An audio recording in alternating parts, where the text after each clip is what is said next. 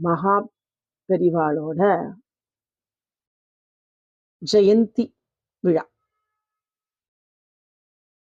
131வது ஜெயந்தி. ஜெயந்தினா அவருடைய பிறந்த நாள். தெரியாதவாளுக்கு சொல்றேன். அவருடைய பிறந்த நாள். 68வது பீடாதிபதியாக நம்மளுடைய காஞ்சி காமகோட்டி பீடத்துக்கு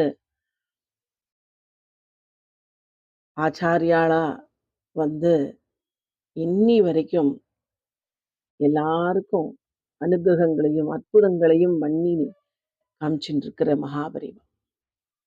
மகாபரிவா மகாபரிவான்னு எல்லாராலும் அழைக்கப்படுற ஸ்ரீ சந்திரசேகரேந்திர சரஸ்வதி சுவாமிகள்.